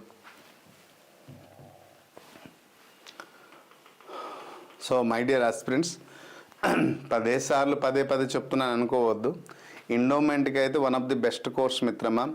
చాలామంది చాలా రకాల మెటీరియల్ రిలీజ్ చేస్తున్నారు, నేను కాదనట్లేదు. కానీ కంటెంట్ కేవలం 50% మాత్రమే పేపర్ 2కు వాళ్ళు అందిస్తున్నారు. దాదాపు అస్సలు ఏం లేదు అని చెప్పండి. మహాభారతం కానీ, రామాయణం కానీ, మా భాగవతం కానివ్వండి, లేకపోతే టెంపుల్ ఆగమలు కానివ్వండి, చాలా వరకు నేను చూసాను. మీ దగ్గర ఎన్ని రకాల మెటీరియల్ ఉన్నాయో నా దగ్గర కూడా అన్ని రకాల మెటీరియల్ ఉన్నాయి, కాదనట్లేదు. కానీ ఎవరు ఏమి ఇచ్చారని నేను కంపేర్ చేస్తే వాళ్ళందరికంటే నాకంటే మీరు ఎక్కువ ఇంకా దాంట్లో పండిపోయి ఉన్నారు. సో అందరి దగ్గర ఉన్న మెటీరియల్ కొన్నారు. సో అందరు చూస్తున్నారు కాబట్టి one of the best material paper 2కి సంబంధించి, పేపర్ 1కి సంబంధించి ఎండోమెంట్కి అయితే one of the best course అండి. సో అదే ప్లాన్. రాజా గారు మంచి ఐడియా ఇచ్చారు. So I will do. మరి యూట్యూబ్లో పెట్టకుండా మనం దీంట్లో ఏప్లో పెడితే సరిగ్గా తెలిసిపోదు. రైట్, మంచి ఐడియా ఇచ్చారు. I will do such a way. Okay, thank you everyone. కొంచెం ఆలోచించండి. One of the best course అండి. ఇంకెక్కువ సార్లు చెప్పిన పదే చెప్పిన అది బాగోదు కాబట్టి సింపుల్గా చెప్తున్నాను. లేదు అంటే మీరు డిఫరెంట్ ప్లాట్ఫామ్లో ఉన్నటువంటి కోర్స్ అంతా కంపేర్ చేయండి, చూడండి. పిఆర్ అకాడమీ ఏం అందిస్తుంది, మిగతా వాళ్ళు ఏం అందించారో మీకు తెలిసిపోతుంది. సో హెల్ప్ఫుల్ అవుతుంది. రేపు షెడ్యూల్ డిసైడ్ చేస్తున్నాను. రేపు వీలైతే రేపు పేపర్ 1, పేపర్ 2 మంగళవారం నుంచి, ట్యూస్డే నుంచి కంటిన్యూగా పేపర్ 1 ఉంటుందండి. ఆన్వర్డ్స్ ట్యూస్డే జాగ్రఫీ ఉంటుంది. అలాగే సాటర్డే కూడా జాగ్రఫీ ఉంటుంది. Sir schedule. సో వీక్కి సంబంధించిన షెడ్యూల్ అంతా ముందే అయిపోతుంది. ఈ 2 జాగ్రఫీ. తర్వాత నెక్స్ట్ సండే మ్యాక్సిమం ఎకనామిక్స్ చెప్పే ప్లాన్లో ఉన్నాము, లేదు అంటే వేరే ప్లాన్లో ఉంటుంది ఎకనామిక్స్. ఇలా ఎకనామిక్స్ కూడా క్లాస్ లైవ్ ప్లాన్ చేస్తున్నాను. నెక్స్ట్ ఇంకా మిగిలింది మండే అంటే టుమారో, రేపుడు, ఇంకా బుధవారం, ఇంకా వెడ్నెస్డే, థర్స్డే, ఈ 2 రోజులు ఆలోచిస్తున్నాను. సో ఆల్రెడీ వేరే టీచర్స్ కూడా ఇచ్చారు, కొంత చూద్దాం. దానికి మీకు పేపర్ 1లో సంబంధించిన మ్యాథమెటిక్స్ అని చాలామంది కోరుకుంటున్నారు. సో డాటా అనలిస్ట్ గురించి, వీలైతే ఈ డాటా అనలిస్ట్ గురించి కూడా ఒక క్లాస్ తీసుకుందామని ఆలోచిస్తున్నాను. నేను కాదమ్మా, నేను I'm not maths background, my background is English and social. ఓకేనా? సో నేను ఆ బ్యాక్గ్రౌండ్ కాదు, చూస్తా మరి ప్లాన్ ఎలా అవుతుందో. టీచర్స్ అయితే షెడ్యూల్ ఇవ్వడం జరిగింది. రేపు వీలైతే మన ఈ మోడల్ పేపర్ ఏదైతే ఉందో మోడల్ పేపర్ గురించి చెప్పడమో, లేదు అంటే ఆల్టర్నేట్ ఏదో ఒకటి చేసి చెప్తాను ఏముంటుందని. Okay, hope you understand. So this is paper 1 కష్టమా? పేపర్ 1 కష్టం ఉందా? ఏం లేదు. ఇప్పుడు పేపర్ 2కి ఎలాగైతే ప్రత్యేక శ్రద్ధ వహించామో, పేపర్ 1 కూడా రెగ్యులర్గా అలాగే చూడండి. ఒకరోజు జాగ్రఫీ, ఒకరోజు హిస్టరీ, ఒకరోజు పాలిటీ, ఒకరోజు ఎకనామిక్స్, అలా రెగ్యులర్ ఒక 2-3 నెలలు మనం గట్టిగా. నేనైతే ఒకటే అనుకుంటున్నాను, ఇన్ కేస్ ఫెబ్లో ఇప్పుడు 23rd కానీ ఈ మంత్లో కానీ జాబ్ క్యాలెండర్ వచ్చింది, ఎండోమెంట్కి సంబంధించిన అనౌన్స్మెంట్ జరిగిపోయింది అంటే లైవ్ కంటిన్యూగా ఉంటుందమ్మా. పేపర్ 1, పేపర్ 2, మరి ఇంకా తిరిగి చూడవసరం లేదు. సో ఒక వీక్ అంతా పేపర్ 1, ఒక 3 days పేపర్ 1, ఒక 3 days పేపర్ 2, ఎలా ప్లాన్ చేసుకుని ముందుకు వెళ్తే, లేదా 4 days పేపర్ 1, 3 days పేపర్ 2, ఇలా ప్లాన్ చేసుకొని మీకు మెయిన్ ఎగ్జామ్స్ వచ్చి మళ్ళీ కొత్త నోటిఫికేషన్ వచ్చి ఎగ్జామ్ జరిగి అంటే దాదాపు ఒక 6 months ప్రాసెస్ అంతా జరుగుతూనే ఉంటుంది. దీంట్లో అయితే లేదు. పిఆర్ అకాడమీ మీకోసం ఎప్పుడు సపోర్ట్గా ఉంటుంది, మీకు ఎప్పుడు మీతో పాటు ట్రావెల్ చేయడం సంసిద్ధంగా ఉంది. ఓకేనా? సో జాబ్ క్యాలెండర్ కోసం వెయిట్ చేస్తున్నాము. మాకు వచ్చిన వార్త ఏంటంటే జనవరిలో ఇచ్చేస్తామని చెప్పారు. కాకపోతే మేము ఎక్స్పెక్ట్ చేసాం ఏంటంటే సంక్రాంతికి, కాకపోతే ఇంకా 2 మేజర్ డేస్ ఉన్నాయి. మేము ఎక్స్పెక్ట్ చేసింది మేజర్ 2 డేట్లు. ఒకటి సంక్రాంతి 14వ తేదీ, సో 15వ తేదీ సంక్రాంతి. ఈ 14-15 రోజులు అనౌన్స్మెంట్ చేస్తారని అనుకున్నాం. లేదా 23rd ఒకటి ఉంది. మరి ఆ రోజు కూడా దాటిపోతే దండం పెట్టేద్దాం గవర్నమెంట్కి. ఓకేనా? సో మ్యాక్సిమం ఆలోచిస్తున్నాం. అదే చెప్తున్నాను. జాబ్స్ ఇన్ అలర్ట్ గారు, ఎస్ ఖచ్చితంగా. ఓకే, నా వరకు నేను సపోర్ట్ చేయడానికి సంసిద్ధంగా ఉంటాను. డన్. ఒక రూపకల్పన చేయడానికి ఒక టీచర్ని పిలిపించి పర్ డే క్లాస్ చేయించాలి, రోజంతా మనం ఆయనకి ఉంచి శాలరీ ఇవ్వాలి అంటే ఊహించండి ఎంత పెద్ద బర్డన్ అవుతుందో. ఒకటి ఏదైనా ఇంధనం అనేది దానికి మూలధనం ధనమే. మూలం ఏంటంటే ధనమే. సో దాన్ని బట్టి అన్నిటి కూడా స్టెప్ తీసుకుని వెళ్ళాలి. కాబట్టి చూద్దాం, ఎన్నీహో నా వరకు నేను ప్రయత్నిస్తాను. అందుకోసం మీ నుంచి మీకు ఎక్కువ నాకు సపోర్ట్ వచ్చింది అనుకో, చేయడానికి ఏముంది, మీరు నన్ను సపోర్ట్ చేస్తున్నారు కాబట్టి నేను మరికొంచెం చేయడానికి సంసిద్ధంగా ఉంటాను. ఒక టీచర్ని పెర్ డే తెచ్చి నేను ఒక నార్మల్గా యావరేజ్గా ఒక టీచర్ని పెద్ద ఆయన్ని ఒక స్టేట్లో ఉన్నటువంటి ఫేమస్ ఫ్యాకల్టీ తెచ్చి క్లాస్ చెప్పించాలంటే పెర్ డే మినిమం ఉంటుంది అమౌంట్. సో సమ్ అమౌంట్ ఉంటుంది. సో ఆ సమౌంట్ ఒక ఎండోమెంట్నే మినిమం ఒక 1 month లైవ్ని మనం కంటిన్యూ చేయించాలి. పేపర్ 1 పేపర్ 2 అంటే మినిమం ₹1,00,000 కంటే మనం పెట్టాలి ఒక 1 monthకి. సో ఊహించండి అది ఎంతవరకు బర్డెన్ అవుతుందో. మనకి స్టూడెంట్స్ నుంచి అంత సపోర్ట్ వస్తుందా అది కూడా ఆలోచించాలి. సో నాకున్న ఓన్ సబ్జెక్ట్ చెప్పేసి వెళ్ళిపోమంటే ఓన్ సబ్జెక్ట్ చెప్పే, దానివల్ల ఏ ఎక్స్పెన్స్ ఉండదు. ఇంగ్లీష్ నాది, నేను ఇంగ్లీష్ గురించి వెళ్ళేటప్పుడు నాకు ఏం ఎక్స్పెన్స్ ఉండదు. బట్ మీ మిగతా టీచర్స్ని తెచ్చి పెట్టి క్లాస్ చెప్పేటప్పుడు ఇట్ విల్లే, చెప్పాను కదా, ఆప్కో పాస్ పైసా హే జిందగీ భీ ఆప్కో హే, ఆప్కో పాస్ పైసా భీ నహీ జిందగీ భీ ఆప్కో నహీ అంటాడు. అదేదో సినిమాల పాట, పచ్చ డబ్బు ఉంటేనే, పచ్చ నోట్లు ఉంటేనే రైలు బండి, పచ్చ జెండా ఉంటే రైలు బండి కదులుతుందట, పచ్చ నోటు ఉంటే జీవిత బండి కదులుతుంది. అలాగా సో వ్యవస్థని మెయింటైన్ చేయడానికి ఇలా ఉంటాయి. సో కాబట్టి మీ నుంచి 100% సపోర్ట్ నాకు ఇవ్వండి. ఖచ్చితంగా ద బెస్ట్ అయితే మీకు ఇవ్వడానికి నేను రెడీగా ఉన్నాను. ఓకేనా? చూద్దాం, మీ అందరి సపోర్ట్ ఎప్పుడు కూడా ఉండాలి. అలా సపోర్ట్ ఉంటే అందరి దగ్గర ద బెస్ట్ మంచి మంచి ఫ్యాకల్టీని తీసుకొని వచ్చి క్లాస్ చెప్పించడానికి నేను సిద్ధంగా ఉంటాను. ఓకేనా? డన్. Thank you. నేను కోరుకున్నది ఎక్కువ మందికి మన పిఆర్ అకాడమీ నుంచి ఉద్యోగాలు రావాలి, అందరికీ మంచి లైఫ్ దొరకాలి. సో దానికి పిఆర్ అకాడమీ అనేది ఒక బెస్ట్ ప్లాట్ఫామ్ అవ్వాలి నేను ప్రయత్నిస్తున్నాను. ఆ ప్రయత్నంలో ఎక్కడో చిన్న చిన్న ఇబ్బందులు వస్తున్నాయి. మీరు కానీ సపోర్ట్ చేస్తారనుకోండి మరి ఏ ఇబ్బంది ఉండదు. సో అందుకోసమే మిమ్మల్ని హంబల్గా రిక్వెస్ట్ చేస్తున్నాను, please support to PR academy.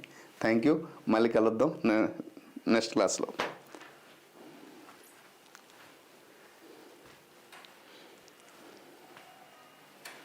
Maximum new notification అనేది ఇప్పుడు జనవరిలో అనౌన్స్మెంట్ చేస్తారని చూస్తున్నాము. మరి ప్రభుత్వం ఏం చేసిందో మనకైతే వచ్చిన ఇన్ఫర్మేషన్ అయితే జనవరిలో అనౌన్స్మెంట్ చేసేయాలి. లేట్ చేస్తే మరి చెప్పలేం. Okay, thank you.